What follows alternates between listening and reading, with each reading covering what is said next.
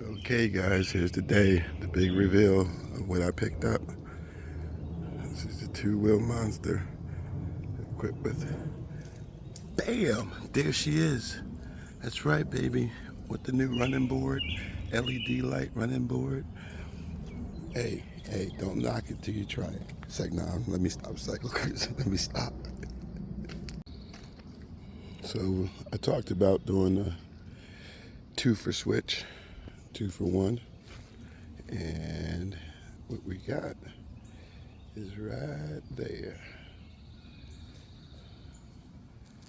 That is a 2004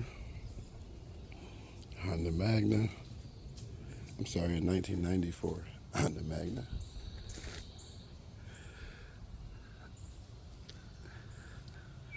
In all of her splendor. Now the Magna is a fun bike, and we are going to take her for a ride.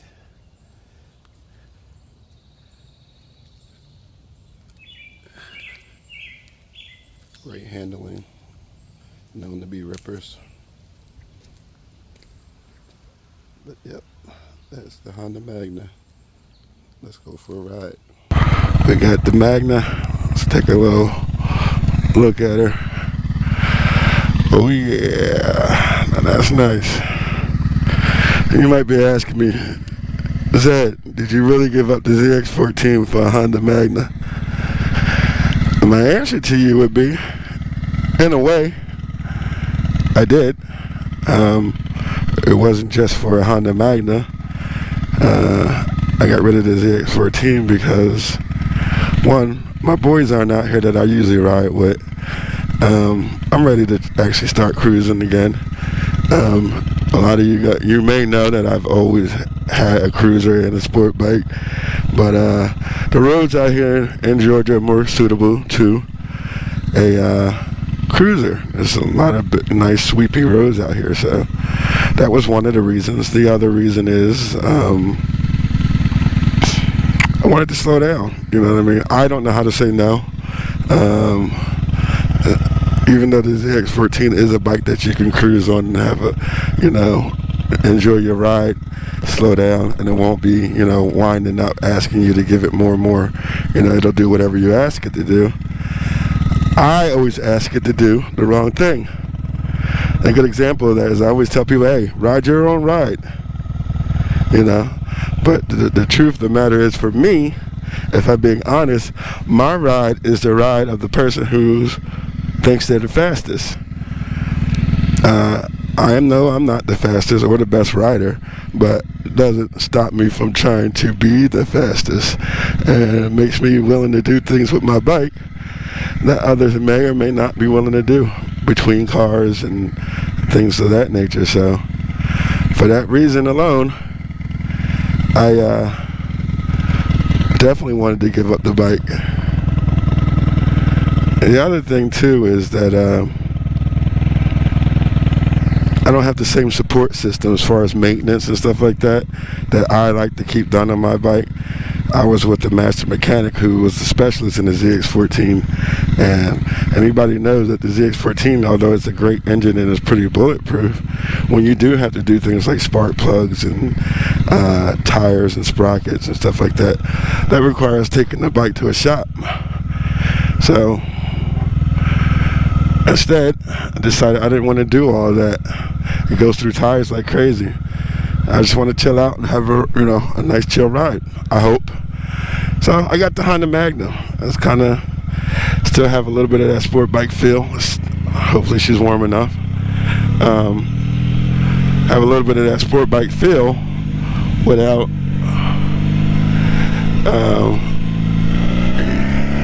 getting me into trouble. But yeah, the Magna definitely is a legend among bikers. It's definitely always been on my list, so I had an opportunity to get one, and I got it. I got this Magna for $2,000. That's less than a Celeron X. That's less than most e-bikes. It's Honda bulletproof. And now we're about to find out what the engine is like on the bike that I spent $2,000 on.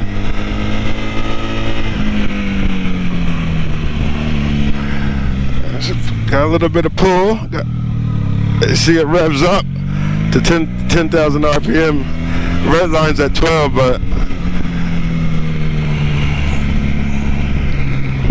in my mind, it red line's at 9. I don't go into the red unless it's an accident.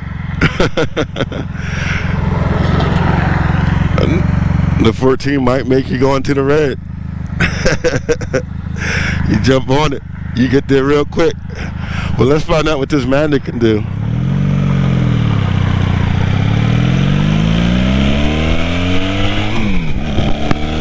Okay. Okay. I like that.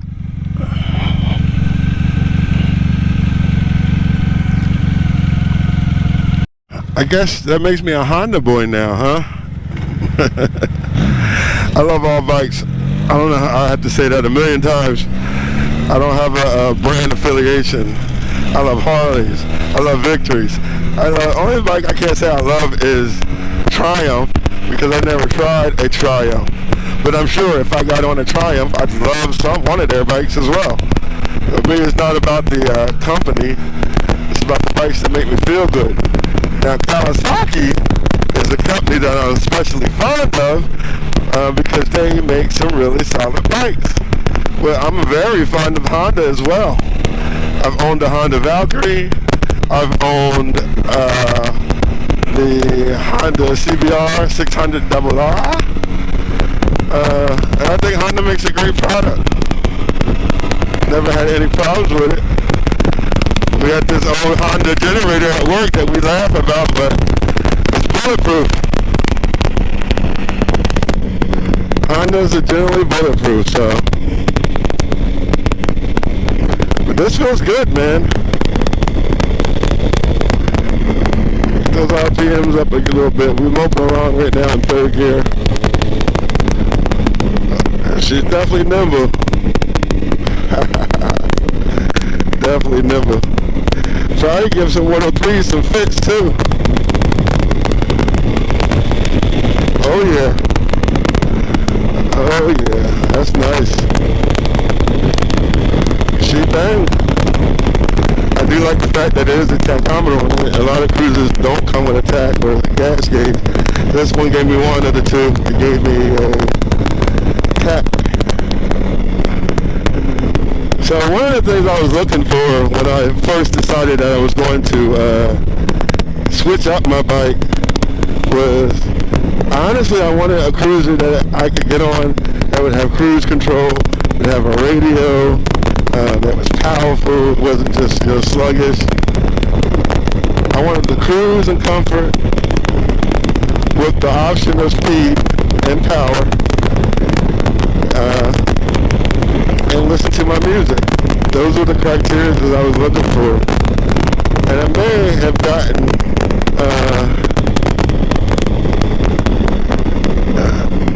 that minus one of the features, which can be easily added. And you might be saying to yourself, well, Honda Magna certainly doesn't have cruise control, doesn't have a radio, so what are you talking about? It is comfortable though, even for me at 6'1". It's kind of like, I think they moved these controls, the previous owner or owners, but the bike is running good. But yeah, I think they moved them up, and that's just perfect. It's still sporty, but my legs are out in front of me a little bit now, center straight down, but they're not too far out. I could put highway bars and all that on it, but this is far enough. This is like, for me, a bike for short runs, in town ripping. You're not going touring, just looking to be a little hooligan. And the bike that Kawasaki makes a bike that will probably rival this, even though it's much more modern, which would be the Vulcan S 650. I think that would be an interesting, lineup. This versus that. Ooh! Oh yeah, she bang, boys. She she bang, especially when you get over about 7,000 RPMs.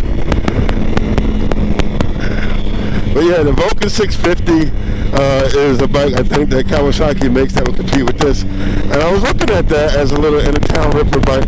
But the problem that I found, the reason why I didn't go with it, and again, no brand loyalty, is about what the bike's going to do for me, to be honest with you. I've owned Yamahas, I've owned Suzuki's, but I didn't go with the Kawasaki 650S, Vulcan S, because price.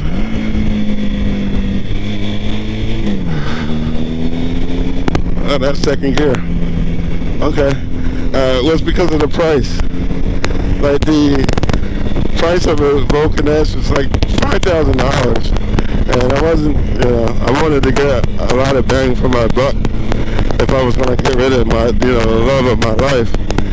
And so the Vulcan S was ruled out because they're around $5,000 between $5,000 and $6,000. Some people have their price at $7,000 right now, but it's not a buyer's market.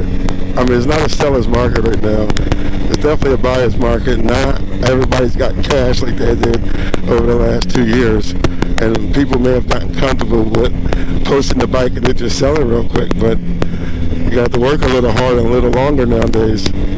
But the Vulcan S is still, even with people adjusting their prices and recognizing that to be a truth, the Vulcan S is around $5,000. It's a great deal on one. And you can get that up to like a 2020. So like a 2018 to 2020, somewhere around $5,000. And I hear nothing but great things about it, and I believe it. Kawasaki don't play around. Like, they don't just make bikes. They make bikes to dethrone other bikes, or to fill a gap that has, or go a place another company hasn't gone yet. So Kawasaki, I like them because they're innovative. They're groundbreaking. They do things like build the Indian heritage when India went out of business. They do things like build the H2s and the Vulcan S. That's a sportier bike for a younger crowd. Still get you that cruiser, relaxed platform. If you're not one that wants to be, bent over, throughout your ride. So the Vulcan S fills those voids. Kawasaki has been doing that forever. They built the Vulcan 2000, and the largest displacement cruiser for a little bit. So that's one of the main reasons why I like Kawasaki. Let's open this visor up. We got a chance. But again, I wanted bang for my buck. So I wasn't going to stick with just getting the Kawasaki because it was Kawasaki. I couldn't make it work for what I wanted, which was, I said if I wanted to get rid of my bike, I would either get me a really nice bagger with all the bells, or I would get me I would do a two for one deal. So I wasn't able to find the bagger without me going into my pockets and spending one dime, because that was the criteria. I don't spend money. So I decided to do the 2 for 1 deal instead of trying to get a nice bagger and haggling, and with the, what the ZX14 would bring you on the market today. So instead I got I did a 2 for, I sold the bike and I got 2 bikes for the one bike that I had. So whatever this doesn't fulfill for me, the other bike will, hopefully, as far as what I wanted on my want list. But the other thing too, the reason why I decided to do that was because, I got a new house, I got things going on, and I needed some money. So not only did I get 2 bikes, but I was able to do some things around the house. I got my girls down for the summer out here, so I gotta get them beds and stuff like that for their room, because they weren't here when I moved in the spring. So I had a little bit of time to focus on the kids that were here, but now that they're here, I gotta do things for them. So it was a great deal for me. It just made sense. It gave me money to do things around the house that I needed to help out, as well as I got 2 bikes.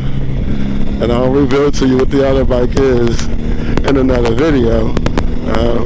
But it's cool, and it's another bike that was always on my wish list. So I pushed 2 bikes off my wish list that I never had. I got money to do things around the house that I needed to do. I was able to get my wife her end tables. So all in all, to me that was a good trade, and that's why I elected not to go after a newer Harley, or it couldn't be no. I'm definitely a person who wants to own everything outright. I'm not going to be going back and forth with banks. I don't want have to explain to anybody if I have a tough month. I own my stuff, and that's the way it is. The one thing I don't own is my house outright, but soon. That's even in the works. So, but yeah, that's how we got it done with this deal. Now this car in front of me is becoming a little bit annoying. So let me get around him. It's not going to be easy. They have a lot of double lines out here. As you can see, the roads out here are very curvy. But it should break up a little bit once I get past this next 1 mile stretch. So we'll check back. You know what? I'm not going to keep following that truck. So let's just go this way. I think I've been down here before. I have no clue what's down there. But I think I have turned here before for work. But yeah, I was able to make a good deal, and I went for it.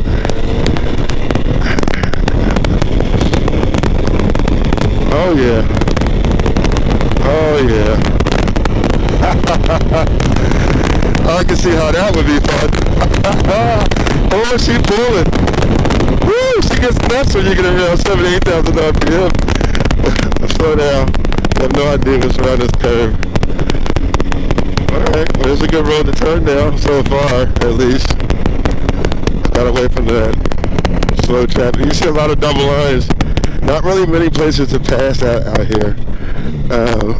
And obviously that's for safety reasons. You're dealing with a lot of hilly, curvy roads, and a lot of blind hills and curves, roads that you don't see. But I like this road so far. It looks like my kind of territory. Farmland.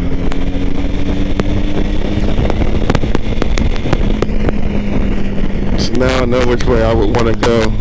Less than going to Athens. That's a great ride if I was going to complete it out, which, I'm not going to go anywhere far. I haven't inspected these bikes or nothing.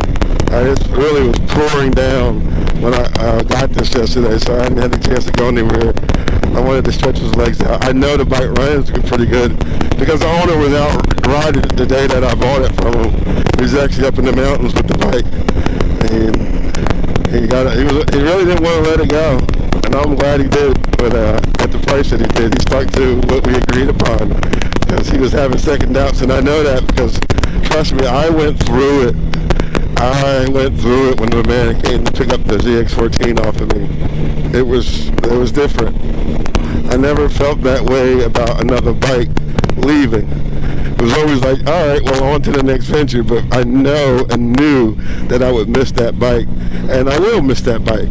I'm not responsible enough to drive a ZX14 in Atlanta. I was barely responsible enough to drive one in New Jersey. And the difference between the two places for me is that, one, the roads in New Jersey are a lot more forgiving, not as far as potholes and not, or smoothness of the road. I'm just talking about the a lot of straightaways where I used to ride, a lot of traffic out here, and I don't know how to behave. I will get another 14, hopefully. I think the next 14 I get, it's going to be on a fat tire kit. It's going to have an air rise, It's going to have, 2-inch risers. It's going to be a big, powerful, comfortable cruiser setup, that can rip, but it won't be racing leader bikes and shit like that. The way that I have it now, I can't help it. And I'm able to admit that. Is the bike too much for the street? No, absolutely not. I still stand by that. It depends on the rider. If you can be responsible enough, not to do some of the bonehead things that I've done on that bike. That's why I didn't have a GoPro. That's why, my videos have been missing, because I lost the GoPro getting busy out here at 120 on 20, Route 20. Hey, I like this road. We're going to keep this. We're going to lock this in our mental maps.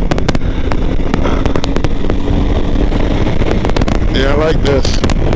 These are my type of roads, and that's why I wanted the Cruiser for.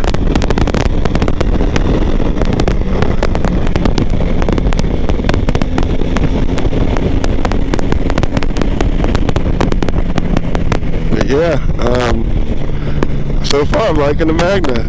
It bangs through all the gears. It doesn't have that same acceleration, but it does have, a sport bike derived engine in it from the V4RF. It's a 750 V4RF. It's not a twin banker. So you do get to rev it up past 5,000 RPMs. Most cruisers, they redline at about 5,000 RPMs. This one goes up to 9 before it gets red, and technically redlines at 12,000 if you wanted to do that to your bike. But it's not a sport bike. It's a sporty cruiser, and that's my intention for it. Woo! But she will pull low. I'm in I think third gear, and I'm letting it just drop all the way down 35, 40 miles an hour. She'll pull right up out of it. Look at that. Woo! She banged these corners good. It is light. It is flickable. I think it might be too because the front tires are a little wide, and almost got that fat bob front tire. It feels really good. I wonder what a fat bob feels like. I will get a Harley one day, hopefully. There's some bikes on my list. You gotta go through the list, right? Well, this was a chance to knock 2 off the list in one shot. So why not do it? And hopefully get you guys some content, because there's some people who love the Honda Magna. And I've always wanted to try it because I've heard such good things about it. And I love Honda. That Valkyrie I had was great. It was just, Honda make quieter, smooth bikes. The Valkyrie was powerful though. Very powerful bike. I just couldn't get the ergos right for my feet, the pegs and stuff like that. And I got impatient, and I'm known to get rid of a bike. That's just what I do. So for the fact that I had the 14s with an S that long, I'm going to let these guys get up a little bit ahead of me. The fact that I had the 14s that long is a testament to that bike, because I'm a bike flipper. That's what I do. I don't do it for money per se. I do it so I can try other bikes for free off of an initial investment that was made. But I do make money off of them too. I'm not an idiot. I sell things for a living. I make win-win deals. If I can get a good bike and everybody wins, I'm interested. And the Magna has me interested. Probably definitely need this screen. I still getting tons of air, but it's probably blocking the direct air right off of me. When I get up to speed, I do get a little bit of buffeting off the top. It is not moving my head around. I can just hear it. But the guy I got the bike from was a lot shorter than me. I wouldn't put a taller screen on there. I would either take the screen off altogether or just leave this one. I think it's perfectly fine. I'm not going to mind the shit out of this bike. I plan on actually doing with this bike is keeping it clean, keeping it healthy, and having some fun on it. That was a fun little section. Don't know where I'm at. Should I turn or I'm going to stay straight? Well, yeah, turn, cars. You guys turn, I'll go straight. I'll go the opposite of where you go. How's that sound? But yeah, I plan on just, trying to keep it clean, and maybe I'll throw a tank bib on it or something stupid, I guess upgrade the mirrors, there's really nothing wrong with them. Nothing wrong with the clutch levers. I'm at a point to myself, why do all that? Especially if I'm going to sell the bike, And I might sell this bike. Probably gonna keep it for a while because it's fun though. Probably gonna keep it for a while, get some content on it for sure. She has 30,000 miles. I got it for $2,000 with 30,000 miles on her. It's a Honda, so I'm not concerned about it. It is carbureted. It's got brand new tires on it. It just got all the service done on it. I got the service records. So he just did all that work on the bike. Put a new carb, new petcock on it. And she's running, sounds like she's running good. I don't know what the most perfect, oh, this looks like it's going to be fun. Oh, yeah. Oh, yeah. I like this road. Definitely. So I just got to remember, I never got off of it, just kept going straight. What is that? Don't crash. Ooh, waterfalls. I like waterfalls. We're going to stop there on the way back. But yeah, I'm not going to do that to the bike, but have fun with it. Keep it healthy so that the next person can have fun with it when they're ready. Woo-hoo! This would be a cool bike. I like it because this could be a starter bike. It doesn't make power like really hard low. It can if you get the RPMs up. So like, you're probably going to smoke most cruisers off the line. I'm pretty sure, unless you have like big engine work, you know, the 120s, Harleys or something like that, I'll probably, gut this off the line. But someone who knows what they're doing with their throttle and their clutch, this is probably going to smoke most of them. The power to weight ratio is insane. So, like, I'm 6'1", 200 and 30 pounds right now. And it has no problem whipping me around. Oh, this looks fun out here. I gotta get a phone mount. That's what I'm gonna do. Get a phone mount so I can throw my GPS on. But right now, I know I didn't go anywhere. I just kept going straight once I made that left. No, I made a right on the Rosebud, and then I just kept going straight. I think this is considered hot route 138. Mental notes. I'm pretty good with directions. I don't get lost very easily. A lot of driving. Oh man, I like this. I really do. This is downhill. I'll find a good spot up here to turn around. Since I haven't seen any cars going the other direction for a while, I might have the road all to myself. Yeah, damn. As soon as I say that, they go van. They go van. Hear the roar in the day. Yeah, a lot of the Georgia road is just like this, just windy and bendy and saying, get me a cruiser. See, being on the sport bike right now on the 14, I would have to pass this car. There's no way on this kind of a curvy road. Because what curvy roads make you want to do is not drive slow. They make you want to kind of take the curves. If you can get 60 miles an hour in a good curve, it feels good. You don't have to be flying in it. It's a curve, so it feels great. 40 to 60 miles an hour. 40 on the cruise is probably like starting to get busy. So, yeah, good time to turn around at the stop sign. Yeah, 40 is probably like a good pace to get busy on a cruiser. I probably should get used to this throttle, huh? I go to a parking lot, get me some clutch work. Right now, I'm just trying to test out the bike. Woo!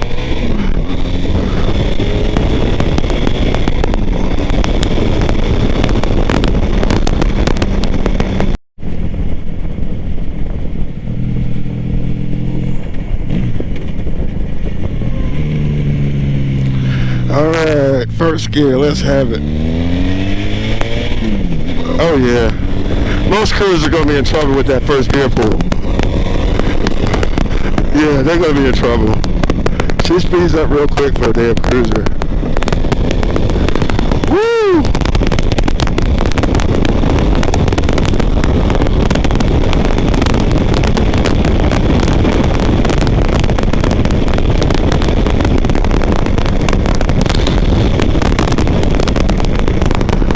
Honda Magna. The lore. The folklore. What in the hell just pulled out in front of me? Is that a tow truck? Like, no, bro. We're not doing this. Go. Go.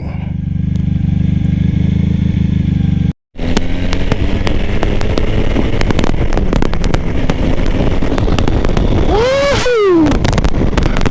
What's on this other side of this hill? A curve. A blind curve. That's what I'm talking about. Ooh, baby. Get it down. Get it down. Let's get it down.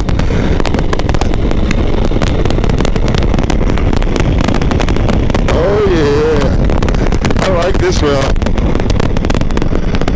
The Magna does just what I needed to do. This is cool.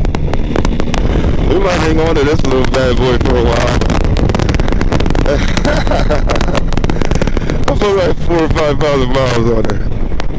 3,000. A season and a half. Still, this is the water. Look at the water.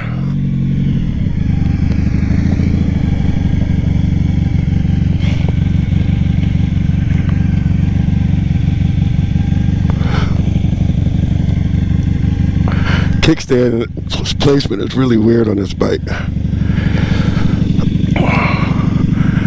But yeah, boys, look at that. On the Magna. Yeah.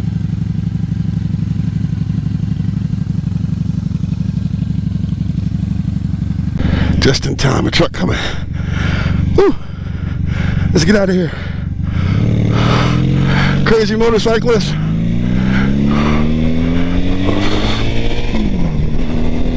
Some historic site or something. Old Taberman's Farm.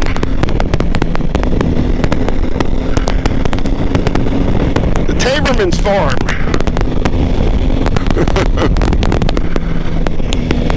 Goodbye, truck.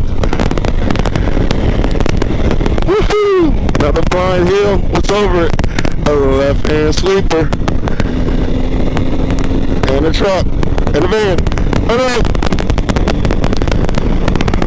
Well, yeah, guys, I think this is going to wrap it up. I just wanted to get a little quick spin, and she pulls. So this is our first ride on the Magna after a stormy day.